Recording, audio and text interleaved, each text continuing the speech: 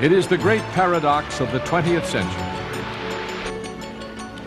On the one hand, man has made incredible progress in science, in technology, in engineering.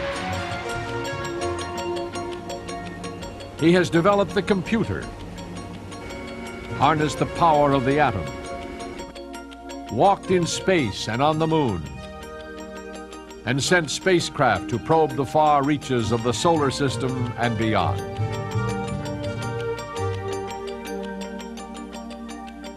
And yet, in spite of great material progress, much of the world still lives in poverty and squalor.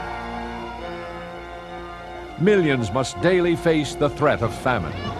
Children are ravaged with disease and malnutrition, and whole populations are torn apart by the horror and brutality of endless wars.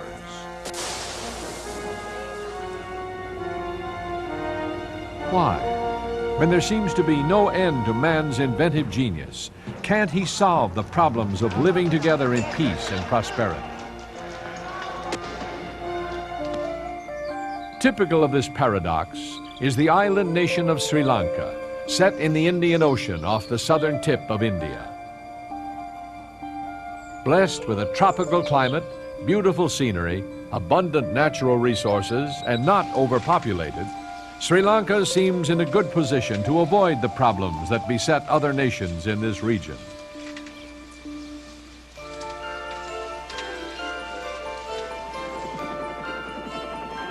In the last 10 years, Sri Lanka has made great strides in material development.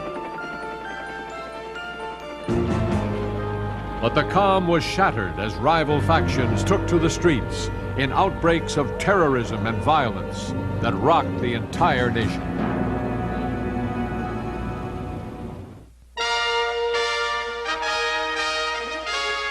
The World Tomorrow.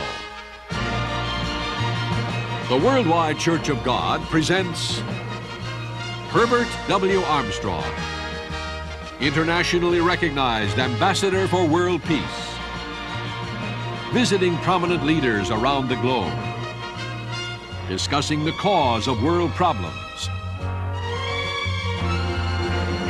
and proclaiming the good news of the world tomorrow. Ladies and gentlemen, Herbert W. Armstrong. As I mentioned on a previous program, on my recent visit to the Far East, among several other countries, I visited Sri Lanka, the island country just off the southern tip of India.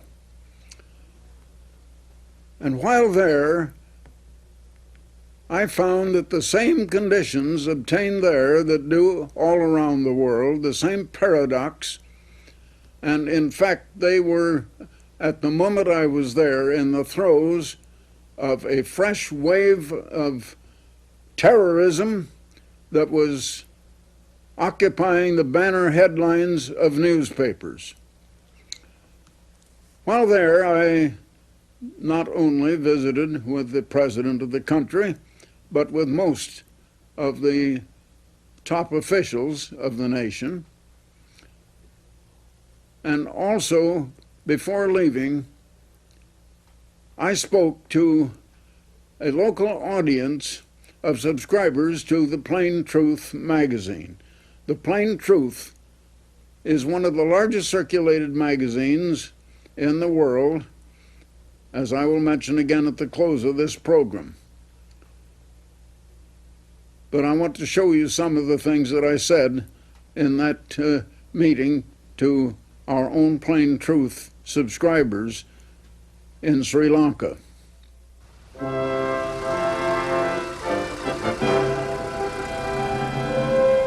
At the presidential palace in Colombo, Mr. Armstrong met with Sri Lanka's head of state, President J.R. Jayawardena. Thank you for coming.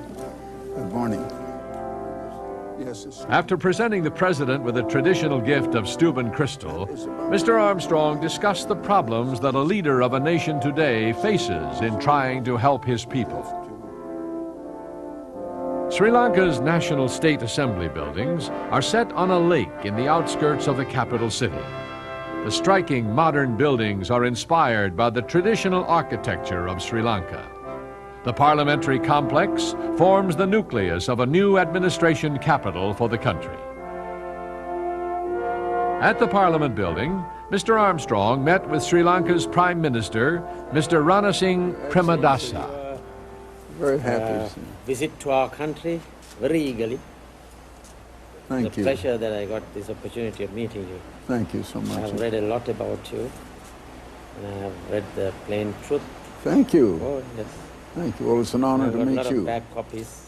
Thank you. You understand that the ambassador... Mr. Armstrong explained why the Ambassador Foundation cooperates with governments and international organizations in undertaking projects in the interest of world peace and understanding. As has been said, it's more blessed to give than to receive. That is so. And I find that is actually true. If you endeavor to gain, you won't get anything. I think that's the basis of the trouble in the world. Quite. The people in the world are all trying to gain and to get, Greed. and not to share or to give. But sharing and giving is by far better, That's right. and will lead to peace instead of troubles. If people had more concern for others than themselves, and we weren't competitive, but we were cooperative and helpful to one another, we'd have peace.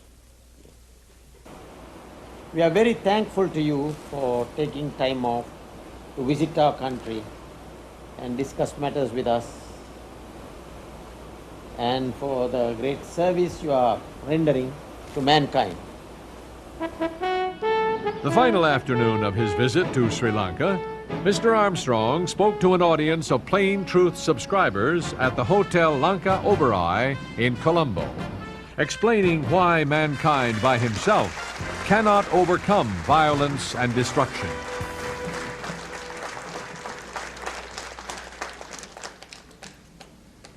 I thank so many of you for coming out now this afternoon and for subscribing to the Plain Truth and reading it. You're part of more than 7.5 million subscribers, and perhaps as many as 20 or 30 million people are reading the Plain Truth all around the world. Now, this world today is in trouble, and the evils are getting worse and worse. Now, we've had wars ever since humanity has been on this earth. And finally, it's come down to the place where we have had 2 world wars.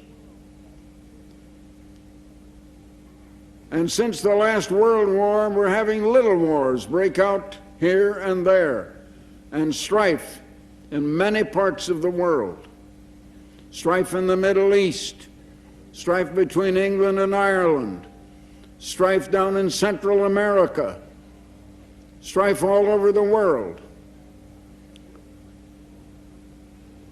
And we've come into even different kinds of warfare. And the latest thing now is terrorism. And you're having a taste of it even here in Sri Lanka. And so you've had a curfew. Now, why are we having trouble like that? Many people have called me an unofficial ambassador for world peace. And I had a press meeting in this hotel in another room a couple of 3 days ago. And some of the press reporters there asked me why I couldn't just bring world peace right away. Well, no, I didn't come here to just wave a magic wand and hocus pocus, you've got world peace. I can't produce peace like that. It takes something to cause peace. And there had to be a cause for all of the troubles. There is a cause and a reason why we don't have peace. And we will never have peace until we eliminate the cause of trouble, the cause of wars, the cause of violence, the cause of terrorism.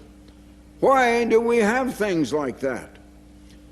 Now, I have said you can sum up the whole cause of all of the trouble in 2 words: human nature. But how did we get human nature, and where did human nature come from, and how did it start? I said before a press conference that peace is not going to come until this world learns a lesson. We do not live the way that would produce peace. If we lived according to the right way of life, the way of loving your neighbor as much as you love yourself, we would all have peace. But people don't live like that.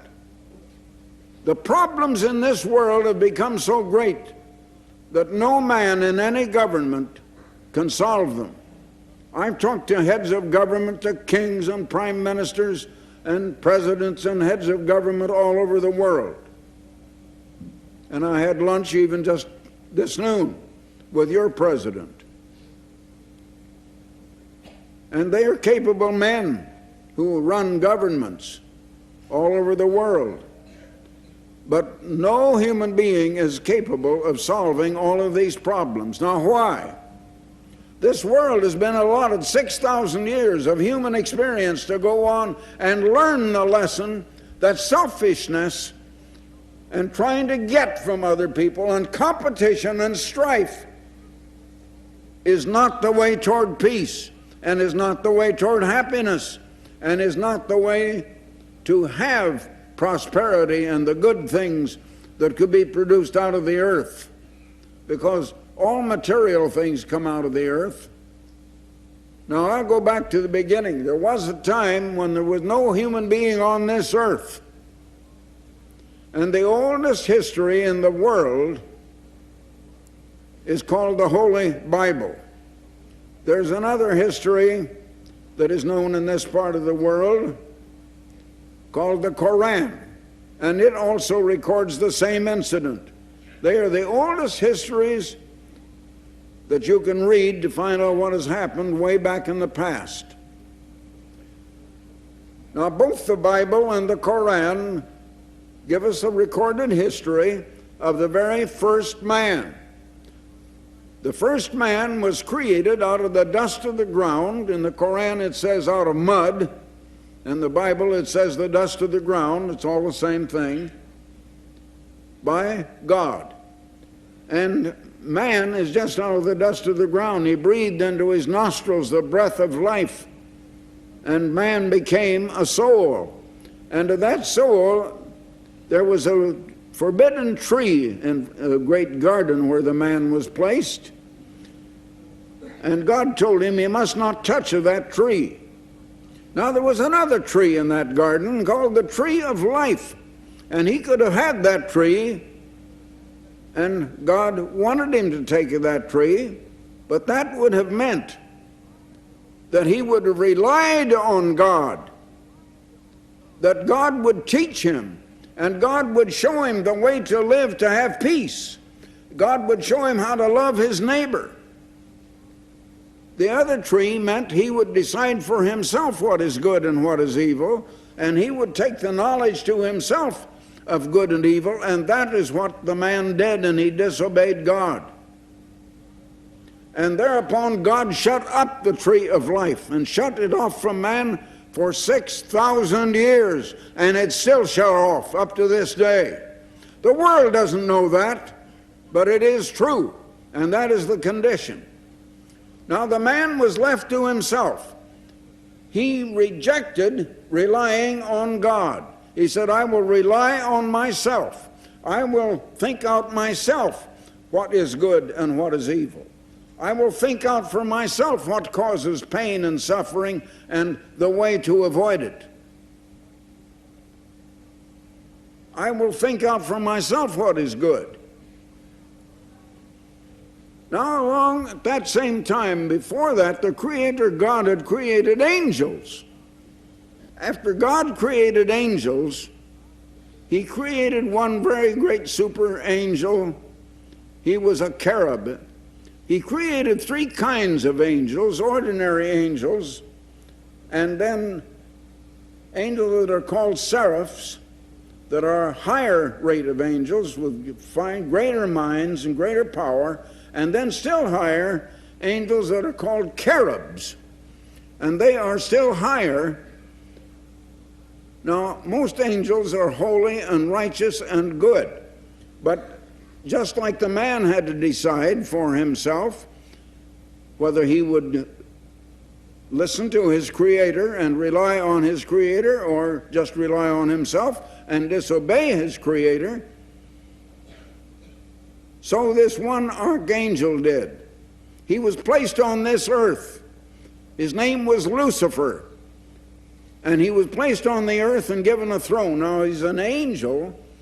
He's a super angel of great power, great mind, but his mind became perverted and warped because he disobeyed God. And where God says that you shall love one another, he said you shall hate one another. He believed just the opposite of God.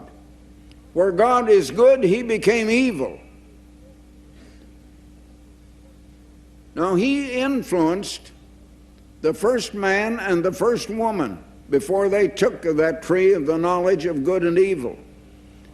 And he has been ruling over mankind ever since, and there are evil spirits ruling in this world. And many religions believe that there are different spirits, and they think that they are gods. They are not God.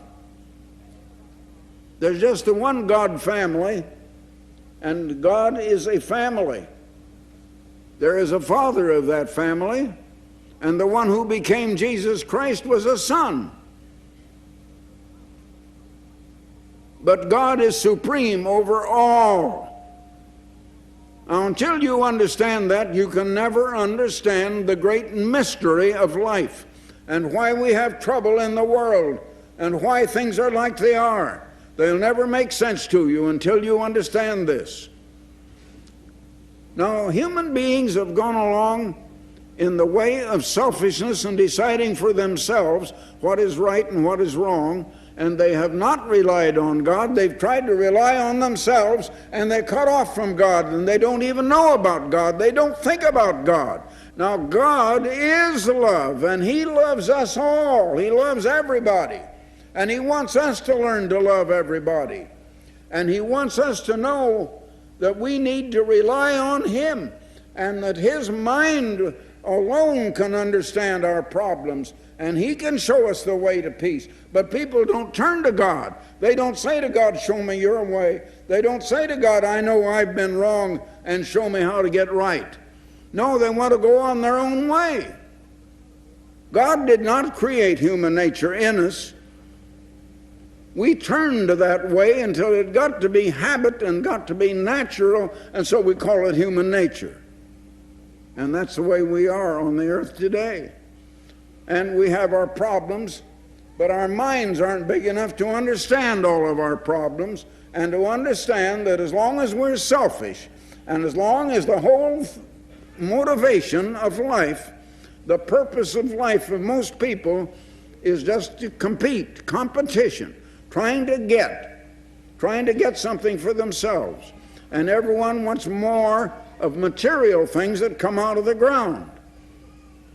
And we need to think about the spiritual things, which is the meeting one mind with another mind in love and in peace and in happiness.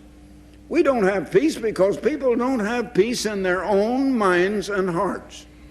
They just don't have peace in their hearts or in their minds. And until people have peace in their minds and hearts, and all of the people have peace, we won't have peace. Now, after 4,000 years of human life on earth, God sent another man.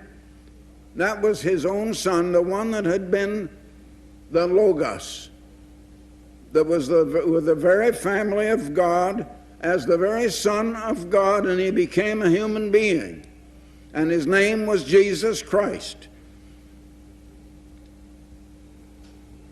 what is called the Christian religion is supposed to be the religion he started, but it is not. Because what he preached was something different. And other people have taken a different kind of religion and put his name on it, and they call it Christianity. But it is not the real true Christianity, because they do not follow the teaching of Christ. They do not believe what Christ said. Christ said he came to be a king, and they deny that. Christ said he came to rule, and he will rule. But he didn't come to rule at that time. He came in love because he loved people. And people who did not love him but hated him had him killed. And he died for them. And God raised him from the dead. And he ascended to heaven. And in due time, when the 6,000 years is up, God is going to send him back in supreme power and in glory.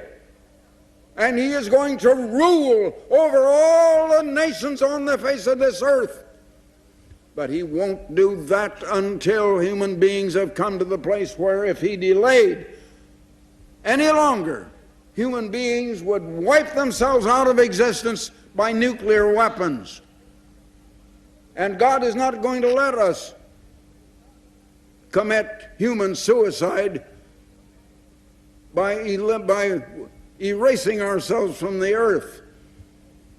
He will intervene before we go that far, after we have learned we're so helpless we can't solve our own problems.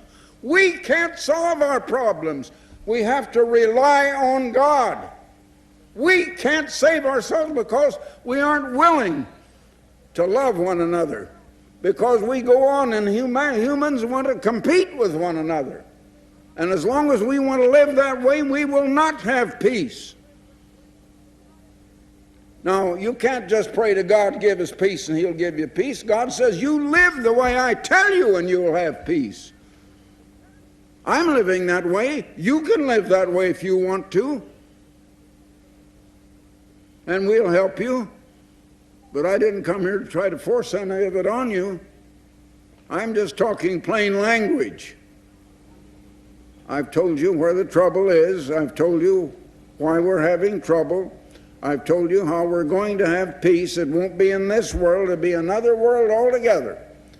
And God is going to have to take over and start new government, new organization, based on love and cooperation and helping one another, and on generosity and giving, instead of on selfishness and competition and strife and jealousy and envy and hostility. We have to get hostility out of our minds and hearts and get love into our minds and hearts to want to help other people. So I leave that with you and hope that you will continue to read the plain truth. And now, before I go off the air, I want to again mention to you a special booklet that has just recently come off the press, a very absorbing booklet, A World Held Captive. You have never read anything quite like it. There you find the world behind bars, a world held captive. It explains this paradox that is going on all over the world, the causes of it, and how we're going to have peace a lot more explicitly than I could in the program that you've just heard. Also, let me mention once again the Plain Truth magazine. And let me mention that the booklet is absolutely free. The Plain Truth is also free. There is no subscription price. I spoke to many Plain Truth readers in Sri Lanka. You may have a year's subscription if you wish it, and it is absolutely free. You don't have enough money to buy a year's subscription. There is no follow-up of any kind, no request for money. The Plain Truth is one of the largest circulated magazines in the world, with more than 7.5 million subscribers. It begins with an editorial written by me, What's Wrong with the Business and Industry? What's wrong with business and industry? A second article, The Truth Behind America's Moral Crisis. Then a third article that is in this recent copy, The Plain Truth, The Family, God's Plan for Mankind.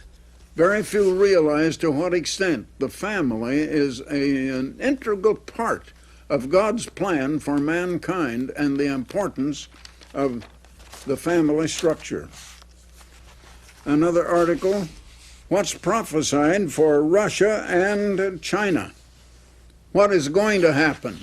The Plain Truth is a news magazine, but it makes clear and understandable the meaning of the news that you're reading in your newspapers or hearing in newscasts regularly. There's no other place where you can get a real comprehension and understand the meaning of what's going on in the world like The Plain Truth.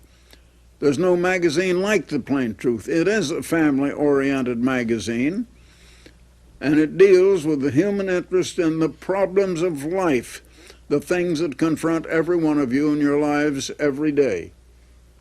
For your free subscription to The Plain Truth, if you're not already a subscriber, and for your copy of the booklet, A World Held Captive, just send your request to me, Herbert W. Armstrong, at Pasadena, California. That's Herbert W. Armstrong, Pasadena, California, 91123. But better yet, just go to the telephone right now. Call now. A free call. You dial 800-423-4444. That's area code 800, then 423-4444. Jot that number down. If the line is busy, call again in 5, 10, or 15 minutes and keep calling till you get through, because thousands upon thousands of calls are coming through right now. Go now to the telephone. So until next time, this is Herbert W. Armstrong. Goodbye, friends. For the free literature offered on this program, write Herbert W. Armstrong, Pasadena, California, 91123. In Canada, Box 44, Vancouver, BC. Or in the continental United States, including Hawaii, you may call this toll-free number, 1-800-423-4444. In Alaska, call Collect 818-304-6111. If the lines are busy, please try again. The preceding program and all literature were produced and sponsored by the Worldwide Church of God.